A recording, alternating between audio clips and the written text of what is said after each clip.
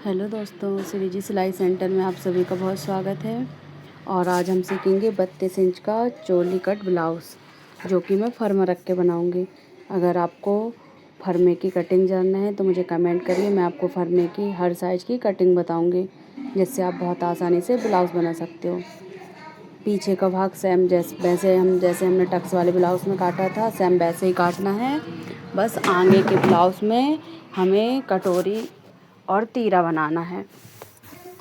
ये देखो, मतलब हम सीधे कपड़े पर कटोरी और तीरा इसलिए नहीं काटते क्योंकि कटोरी का साइज जब हम कपड़े पे काटते हैं तो छोटा आता है, तो हम उसको बड़ा करना पड़ता है, उसमें मार्जिन नहीं रहता है, इसलिए कपड़ा बिगड़ता है। तो पहले हम उसका फर्मा बना लेते हैं। तो मैं एक साइज़ का फर्मा यूज़ करती हूँ, मैं उसी से बड़ा छोटा किसी भी साइज़ का ब्लाउज़ बना लेती हूँ। तो ये मेरा फर्मा है 36 साइज़ का। तो अब मैं आपको बताऊंगी कि इसको मैं 32 इंच का कैसे करूँगी। तो ये देखिए, पहले अच्छे तरीके से तीरा को जमा लेना है और चौक से अच्छे से मार्क कर लेना है। ऐसे बैक पार्ट जो पीछे का भाग रहेगा उस पर ऐसे करके आप जमा लीजिए। और इसको कट नहीं करना है, पहले हम इसको छोटा करेंगे। तो देखो, जितना हमको चाहिए उतने इंच इधर से घटा देना है। और नीचे से अगर आपको लेंथ कम करनी है, बढ़ानी है, तो वो भी आप आसानी से इस तरह से कर सकते हो। बहुत आसान होता है बढ़ाना घटाना, जब एक बार आप बना लोगे तो आप खुद ब खुद समझ जाओगे। अब हम चोली को छोटा करेंगे क्योंकि ये बड़े साइज़ की छोटी है और हमें थोड़ी छोटी चोली चाहिए है। तो हम इसको भी, तो इसमें कभी हुक वाली पट्टी और गला एक कम कभी नहीं होता, वो सेम रहता है। बस हम जो साइड में जुड़ता है और नीचे टक्स डलते हैं उसको बस घटाएंगे। तो इस तरह से देखो, मैंने आधा आधा इंच इसको घटा दी हूँ दोनों साइड से। दोनों साइड बराबर मार्जिन रहना चाहिए। आपको जितना भी एक इंच घटा रहे हो या आधा इंच घटा रहे हो तो सेम बराबर होना चाहिए, नहीं तो चोली का शेप बिगड़ जाएगा। तो ये देखो, मेरा दोनों साइड आधा आधा इंच आ गया। अब इसको कटिंग कर लेंगे। बहुत आसान है इसकी कटिंग करना, आप आराम से कर लोगे। तो पहले हम इसमें सभी में अस्तर चढ़ा लेंगे। अस्तर वैसे ही चढ़ाना है जैसे हम टक्स वाले ब्लाउज़ में चढ़ाना बताई थी। अगर आपने नहीं देखा है तो जाके वीडियो में देखिएगा, मैंने अलग से एक अस्तर चढ़ाने की वीडियो बनाई हूँ कि किस तरह से हम हर पार्ट पे अस्तर चढ़ा सकते हैं। तो इस तरह से चोली में टक्स डालेंगे। टक्स हम दो प्रकार से डाल सकते हैं, या तो जो ब्लाउज़ का नाप है उसमें देख सकते हैं कि वो कितने पर डला है, या फिर हम साइज़ के अकॉर्डिंग टक्स डाल सकते हैं। तो यहाँ पर मैं 1 इंच का टक्स डाल रही हूँ। तो इस तरह से देखो, नीचे मेरा 1 इंच है और दोनों इसकी लेंथ मैंने 2.5 इंच रखी है टक्स डालने की। वो भी साइज़ के अकॉर्डिंग रहती है, 3 भी रहती है, 2.5 रहती है, और बहुत छोटा ब्लाउज़ हो तो 2 भी रहती है। तो ये देखो, मेरी दोनों चोली बन के तैयार हो गई है। अब हम इसमें तीरा जोड़ेंगे। तो इस तरह से परफेक्ट चोली का शेप आ जाता है। और ये है तीरा। तो हम अब इसमें अच्छे से रख के चोली फिट कर देंगे। तो आपको उसको अच्छे से देखना है कि किस साइड से जॉइंट होगा, और यहाँ से ऐसे जॉइंट कर लेंगे इसको अच्छे से। बराबर से सिलाई लगाते चले जाएंगे। सिलाई छोटी बड़ी नहीं होनी चाहिए, सेम सिलाई लगनी चाहिए। जितना आपने ऊपर लिया उतना ही नीचे तक जाना चाहिए। तो ये देखिए, यहाँ पे हम डबल सिलाई कर लेंगे ताकि हमारी चोली मजबूत हो जाए, क्योंकि यहाँ पर थोड़ा दबाव ज़्यादा डलता है तो कपड़ा मतलब भिसक जाता है, जिससे कि कपड़ा छिन जाता है। या तो इस प्रकार से डबल सिलाई कर लेना। और ये देखो, परफेक्ट हमारी चोली फिट हो गई है, बिल्कुल सेम साइज आया है, ना चोली घटी है ना बढ़ी है। अब दूसरी चोली को हम नीचे से अटैच करते हैं, एक को ऊपर से और एक को नीचे से। तो इस तरह से इसको भी अटैच कर लेंगे। चोली को बिल्कुल नहीं खींचना है, अगर नीचे से घट रही है तो नीचे से घट जाने दो, ऊपर गले साइड बिल्कुल नहीं घटाना। और डबल सिलाई इस पर भी लगा देंगे, क्योंकि अगर हम खींचेंगे चोली को तो चोली बिल्कुल शेप बिल्कुल चपटा हो जाएगा, उसमें उठाव नहीं रहेगा। इसलिए चोली को हमेशा हल्के हाथों से बिना खिंचाव के सिर्फ सिलाई लगाना है।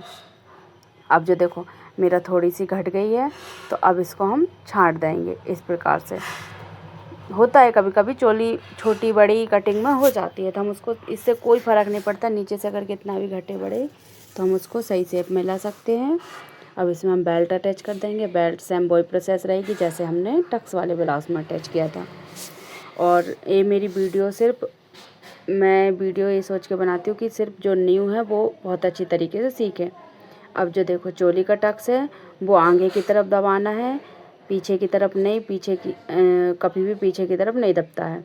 और जो चोली की जो फिटिंग की साइड है वो भी आगे की तरफ होनी चाहिए। तो ये छोटी छोटी बातों का अगर आप ध्यान रखोगे तो आपके परफेक्ट ब्लाउज़ बनेगा, क्योंकि हमेशा ब्लाउज़ कभी बड़ी गलती से नहीं बिगड़ता है, ब्लाउज़ हमेशा हमारी छोटी छोटी गलतियों से बिगड़ता है। तो हम अगर उन छोटी छोटी बातों का ध्यान रखेंगे तो ब्लाउज़ कभी भी नहीं बिगड़ेगा। और ये हमारी हो गई लास्ट फिनिशिंग की सिलाई। तो इस तरह से हमारा एक पार्ट कंप्लीट हो गया है। और जो भी न्यू है वो मैं आशा करती हूँ कि वो इसको अच्छे से ध्यान से देखें, वीडियो को बिल्कुल स्किप ना करें, ताकि आप लोगों को बहुत अच्छे से समझ आ सके। और आगे मैं आपको फरमे की भी कटिंग बता दूंगी, तो आप न्यूज़पेपर पे या कोई भी आपके घर पुस्ता कागज़ या एक कार सीट मंगा के आप फरमे की कटिंग कर लेना, जिससे आप छोटे बड़े फरमे खुद बना सको। और ये देखो कितने अच्छे से अपना बैक पार्ट तैयार हो गया है, चोली भी परफेक्ट आई है। इसको बनाना भी कोई कठिन नहीं है, मैंने बताया था ना। जैसे टक्स वाला ब्लाउज़ अगर आप सीख गए हो तो ये ब्लाउज़ आपको बहुत आसान लगेगा। दोनों भागों को आपको नाप लेना है कि कहीं वो काई की पट्टी छोटी बड़ी तो नहीं हो रही है, इस तरह से। क्योंकि अगर छोटी बड़ी होगी तो हम इसको अभी कम कर सकते, लेकिन बनने के बाद ये कम नहीं होती है। तो मेरी तो बिल्कुल बराबर आई है, बेल्ट भी सही दबा है। और ये देखो तीरा, कटोरी और बेल्ट 3 पार्ट आगे के हिस्से में हो गए हैं, और स्लीव्स और पीछे का भाग, बस इतना। अब हम इसमें हुक की पट्टी अटैच करेंगे। तो हुक की पट्टी एक पट्टी काटना है हमें 1 इंच से थोड़ा सा ज़्यादा, और इस तरह से एक सीधा सिलाई लगा लेंगे। नीचे से उसको थोड़ा सा मोड़ देंगे और फिर इसको फोल्ड करके एक सिलाई ऊपर से अच्छे से लगा लेंगे। ये होती है फिनिशिंग की सिलाई। तो इसको अच्छे से लगाना है, इस प्रकार से सिलाई लगा लेना है, पूरी सिलाई नीचे तक ले जाना है, और फिर इसको फोल्ड करके हमारी हुक वाली पट्टी बन जाएगी। हुक वाली पट्टी हमेशा आप ब्लाउज से देख के लगाएं। ब्लाउज़ में जिस साइड लगी है उसी साइड हुक की पट्टी, और जिस साइड आई की पट्टी लगी है वैसे ही। और अगर आप बटन वाला ब्लाउज़ सिल रहे हो जिसमें बटन लगेगी तो ये बिल्कुल अपोजिट होता है। जिस साइड हुक की पट्टी लगती है उस साइड आई की लग जाएगी, और आई की लगती है वहाँ हुक की लग जाएगी। सिंपल मेथड है। अगर आप एक ब्लाउज़ सीख जाओगे तो आप हर ब्लाउज़ आप आसानी से खुद से बना पाओगे। और अगर आपको वीडियो अच्छी लगे और आप कुछ भी थोड़ा भी सीख रहे हैं तो प्लीज़ मुझे कमेंट करें, ताकि मैं और अच्छी अच्छी वीडियो आपके लिए ला सकूं, जिससे आप और सीख सको। तो इस तरह से ये पीछे की लुक आ गया है। अब जो भी एक्स्ट्रा धागा आगा है इनको काट देंगे, क्योंकि जो इनसे फिनिशिंग बिगड़ सकती है। तो हमेशा छोटे छोटे पॉइंट फॉलो करें, फिनिशिंग में ज़्यादा ध्यान दें। फिनिशिंग के देखो एक दिन का काम नहीं है, फिनिशिंग बिल्कुल आराम से आती है। जैसे जैसे हम सिलाई करने लगते हैं धीरे धीरे हमारी सिलाई जारी रहती है, वैसे हमारी फिनिशिंग बढ़ती जाती है। अब हम आई की पट्टी लगाएंगे। आई की पट्टी के लिए 3 इंच का नीचे अस्तर ले लिया है, 3 इंच का कपड़ा ऊपर ले लिया है। तो इस तरह इसको मोड़ के और एक ऊपर एक रख के लगा देंगे। अगर मोटा कपड़ा रहता है तो हम सिंगल कपड़े की आई बनाते हैं, लेकिन जब जॉर्जेट, शिफॉन या नेट होता है तो हम उसके अंदर अस्तर अटैच करते हैं, जिससे कि आई अपनी परफेक्ट बने। और इस तरह से इसको अच्छे से फोल्ड कर लेंगे। इसमें फिनिशिंग की सिलाई नहीं लगती है, क्योंकि आई की पट्टी ऊपर दिखती है और अस्तर की पट्टी हुक की पट्टी अंदर जाती है। तो हम इस तरह से इसको फोल्ड करके और बराबर 2 ही भाग, मतलब जैसे बराबर आना चाहिए, ऐसे फोल्ड करने के बाद ये देखो इस तरह से। और हम इस पर एक अच्छे से ऊपर से एक सिलाई बस लगा लेंगे और हमारी आई की पट्टी तैयार है। अगर आपको हुक्काई करना नहीं आता है तो आप मुझे कमेंट करें, मैं आपको वो भी सिखाऊंगी। मैं आपको इस छोटी छोटी बातों के लिए इसीलिए बोलती हूँ ताकि आप न्यू हो, और आपने बहुत सारी वीडियो देखी होगी जो सिर्फ बहुत उस पे बनाई जाती है कि सिर्फ सीधा सीधा बताया जाता है, लेकिन मैं आपको इतनी छोटे से छोटे पॉइंट इसलिए बता रही हूँ ताकि आप न्यू हो, बिगनर हो, जिससे आप आसानी से समझ सको और आप खुद के ब्लाउज़ तो बना ही सकते हो, या आप किसी और के भी बना सकते हो धीरे धीरे जब आपको समझ आने लगेगा। तो इस तरह से ये देखो मैंने प्लेन आई की पट्टी इसलिए बनाई हूँ क्योंकि इससे आपको अच्छे से समझ आएगी। और कपड़ा इसी का प्लेन बचा था, मैंने अलग से कोई कपड़ा यूज नहीं करा है, क्योंकि वो अंदर दब जाएगा, वो दिखेगा नहीं इस तरह से। इस तरह से सिर्फ जो हुक वाला भाग रहता है वो दिखता है। तो ये हमारे दोनों पार्ट हुक आई की पट्टी के दोनों पार्ट कंप्लीट हो गए हैं। अब देखो यहाँ भी फिर से आपको चेक कर लेना है कि आपकी हुक आई की पट्टी छोटी बड़ी तो नहीं है, क्योंकि अभी भी वो रहता है, हम गले की साइड से उसको मैनेज कर सकते हैं। अब इनको टक्स डालना है पीछे के भाग में। तो इसमें इस प्रकार से मैंने पहले भी बताया कि आप शोल्डर को बराबर करके और इस तरह से टक्स डाल लेंगे। टक्स हमेशा आधा इंच और आधा इंच उधर 1 इंच का टक्स डलता है। और गला डीप हो तो गले से आप 1 इंच ऊपर तक टक्स डाल सकते हो। ये बहुत ईजी फॉर्मूला है। जब भी आपको टक्स डालना है तो अगर डीप गला हो, बड़ा गला हो, तो आप गले के 1 इंच ऊपर तक टक्स डालें। और जब गला छोटा हो तो उसके लिए मैंने बताया था कि गले से थोड़ा नीचे टक्स डलता है, गले के बराबर नहीं जाता, क्योंकि कोई 5 इंच का पहनता है, 3 इंच का इतना लंबा टक्स नहीं डलता है। तो अब दूसरी तरफ भी टक्स डाल लेंगे इस तरह से। ये देखिए टक्स हमेशा बराबर होने चाहिए। अगर आपको शुरू में समझ नहीं आता है तो आप निशान लगा के टक्स डालें, उससे आपको टक्स दोनों बराबर डलेंगे और फिटिंग सही आएगी। जो भी एक्स्ट्रा धागा है उसको अच्छे से कट कर लें और अब हम दोनों पार्टों को जोड़ देंगे। मैंने फुल कटिंग की वीडियो इसलिए नहीं बनाई क्योंकि वीडियो बहुत लॉन्ग हो जाती, इसलिए मैंने सिर्फ जो अपन को तीरा और चोली काटना छोटा करना था सिर्फ उसी पे ध्यान दिया है। क्योंकि उससे क्या होता है, वीडियो लंबी होने से देखने में भी बहुत ज़्यादा टाइम जाता है। और पीछे के भाग, बेल्ट, स्लीव्स की कटिंग में पहले अलग अलग भागों में बता चुकी हूँ, बहुत डिटेल में बताई हूँ। एक एक टॉपिक पे एक ही वीडियो है, तो आप वो सारी पिछली वीडियो ज़रूर देखें, ताकि अगर आपको कहीं भी दिक्कत आए तो आप आसानी से कटिंग समझ सकते हो। मैंने शुरुआत से इसीलिए हर एक टॉपिक पे, जैसे पीछे का भाग, आगे का भाग, बेल्ट, आस्तीन, सब पे अलग अलग टॉपिक पे वीडियो इसीलिए बनाई थी, ताकि जो न्यू है, बिगनर है, वो बार बार उनको पूरी वीडियो ना देखनी पड़े। जिस टॉपिक पे उन्हें जानना है वो उस टॉपिक पे जाके और वो वीडियो देख सकते हैं। और अब ऐसे शोल्डर अटैच कर देंगे। शोल्डर आधा इंच जितना मार्जिन अपन छोड़ते हैं उतना अटैच कर देंगे। डबल सिलाई कर लेंगे। सिलाई का खास ध्यान रखें, क्योंकि ऐसी जगह पे जहाँ दबाव पड़ता है वहाँ डबल सिलाई लगाएं, जिससे कि अच्छे से फिटिंग आए, खुले ना सिलाई, कपड़ा भी ना से फिसले। दोनों साइड बराबर सिलाई आना चाहिए, कम ज़्यादा नहीं आनी चाहिए, नहीं तो एक साइड का फिट हो जाएगा और एक साइड का शोल्डर आपका गिरेगा। तो शोल्डर गिरना भी एक बहुत आम समस्या है, कि वो बहुत अधिकतर होती है। तो उसके लिए हम छोटी छोटी बातों का शुरू से ध्यान रखेंगे तो हमारे साथ ऐसे शोल्डर गिरने की समस्या नहीं आएगी। एक तो हो गया कि शोल्डर की फिटिंग दोनों बराबर होना चाहिए। फिर ए वाली फिटिंग, हमें स्लीव जोड़ने से पहले ए वाली फिटिंग भी चेक कर लेना चाहिए कि हमारे आर्म होल छोटे बड़े या गुलाई में कोई अंतर तो नहीं है। तो यहाँ देखो पीछे का भाग थोड़ा सा बड़ा है, तो अगर ये होता तो इससे भी शोल्डर गिर जाता। तो इसको आधा इंच इस तरह से कट कर लेंगे। आप कभी भी स्लीव जोड़ने से पहले ब्लाउज़ को इस तरह से रख के और अच्छे से कटिंग करना। तो ये देखिए अब बराबर आ गया। तो इस तरह से आप कोई भी ब्लाउज़ हो, चोली वाला नहीं, कहीं का भी पहले फिटिंग चेक करना है, इसके बाद हमको स्लीव जोड़ना है। तो मेरे दोनों सही हो गई है। और अब देखो ये मैंने पाइपिंग काट ली हूँ। पाइपिंग हमेशा अरेप पट्टी काटना है, सीधी पट्टी नहीं काटना है। अरेप पट्टी खिंचती है, सीधी पट्टी नहीं खिंचती है, और खिंचाव नहीं होगा तो पाइपिंग सही से नहीं बैठेगी, पूरी पलट जाएगी। अब इनको जोड़ लेंगे। और अलग कलर की पाइपिंग में बनाने के दो कारण हैं, एक तो आपको आसानी से समझ आएगा और दूसरा सेम टू सेम कपड़े में पाइपिंग अच्छी नहीं लगती है।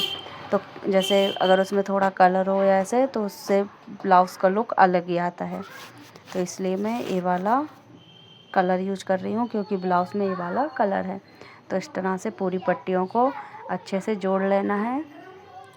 कि जितनी भी पट्टियाँ लगती है ब्लाउज़ में आप नाप के भी देख सकते हो, नहीं तो थोड़ा बहुत ज़्यादा होगा तो आप बाद में उसको कट कर सकते हो। तो मैंने यहाँ पर तीनों पट्टी ले ली हूँ, तीनों को अच्छे से काट ली हूँ। और पाइपिंग हमेशा बराबर कटनी चाहिए। अगर 1.5 इंच की काट रहे तो 1.5 इंच की, 1 इंच की काट रहे तो 1 इंच की। छोटी बड़ी पाइपिंग फिनिशिंग बिगाड़ सकती है।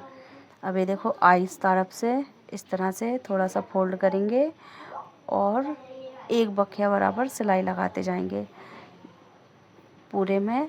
और कपड़े को नीचे वाले को नहीं खींचना है, हमको सिर्फ पाइपिंग को खींचना है।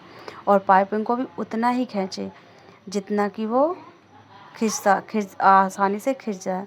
और ये ध्यान रखिए कि जो भी सिलाई मार्जिन है वो अंदर साइड ही जाएंगे, बाहर नहीं जाएंगे। ये देखो, जैसे चोली का हमने बेल्ट में भी अंदर लिया था, यहाँ भी अंदर लेना है।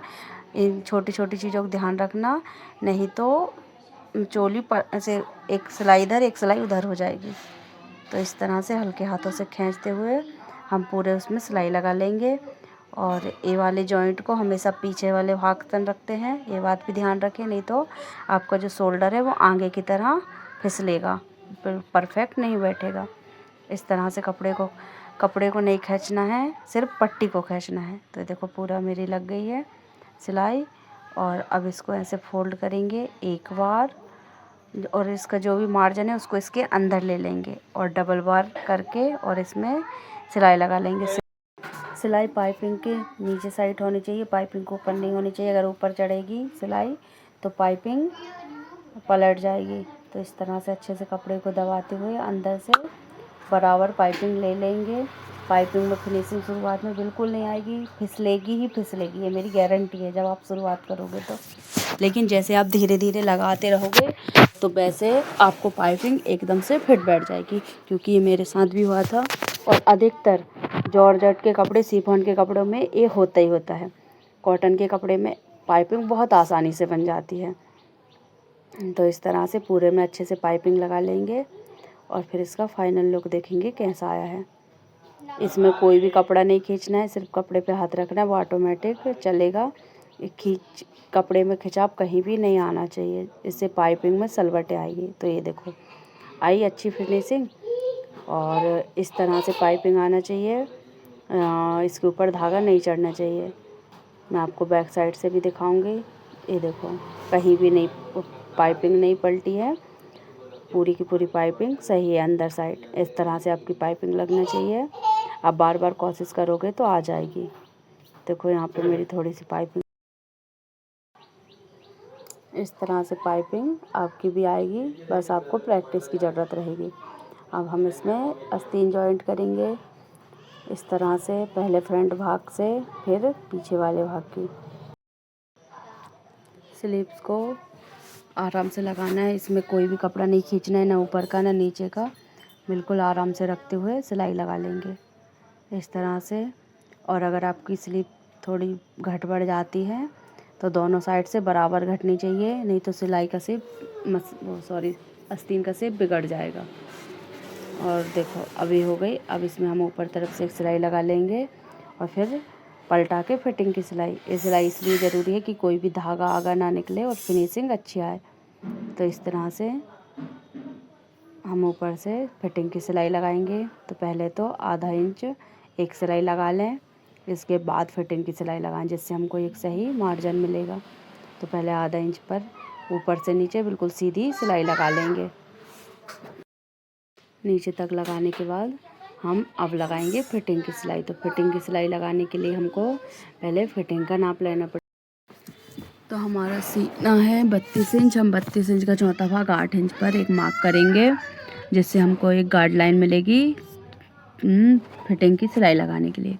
तो यहाँ पर आ रहा है, वहाँ पर चौक से निशान लगा लें। ये बहुत आसान तरीका है फिटिंग लगाने का, इससे फिटिंग बिल्कुल भी गड़बड़ नहीं होती और हमको बार बार ब्लाउज़ में फिटिंग देने की ज़रूरत भी नहीं पड़ती है। तो इस तरह से अब कमर का नाप ले लेंगे। कमर 28 है, तो इसका भी चौथा भाग ले लेंगे इस तरह से, और इस पर भी एक मार्क करेंगे। और फिर हम स्लीव्स की लेंगे। तो स्लीव्स के लिए हम जो हमारे पास नाप का ब्लाउज़ है उससे भी ले सकते हैं, या फिर आपने अलग से नाप लिया है तो वो भी यूज कर सकते हैं। तो मैं यहाँ पर स्लीव से नाप लेना भी आपको बताऊंगी और उसी से नाप लूँगी। तो ये देखो मेरा नाप का ब्लाउज़ है कस्टमर का। तो इस तरह से हम बराबर करके रखेंगे और जहाँ भी उनकी सिलाई आ रही है वहाँ पर करके और एक मार्क कर लेंगे, और फिर तीनों निशानों को बराबर मिला देंगे, जिससे हमारी फिटिंग की सिलाई हो जाएगी। इसी तरीके से दोनों साइड मिला लें। और प्लीज़ गाइस, वीडियो अच्छी लगी हो तो आप सपोर्ट करें, लाइक करें, कमेंट करें, चैनल को सब्सक्राइब करना बिल्कुल ना भूलें। मैंने वादा किया था कि मैं आपको सिलाई सिखा के रहूँगी, और मैं इतनी मेहनत करती हूँ तो प्लीज़ एक सब्सक्राइब और एक कमेंट लाइक ज़रूर कर दीजिए, ताकि मुझे भी अच्छा लगे और मैं आपके लिए नई नई वीडियो ला सकूँ। और ये मेरा फाइनल ब्लाउज़ का लुक है। तो आप कमेंट करके भी बताना कि मैं कैसा ब्लाउज़ बनाती हूँ, आपको मेरी वीडियो कैसी लगती है। फिर मिलेंगे नेक्स्ट ब्लॉग में, तब तक के लिए सब कंटिन्यू प्रैक्टिस करें और जो भी समझ ना आए वो कमेंट करके पूछें, मैं आपको उस टॉपिक पर ज़रूर वीडियो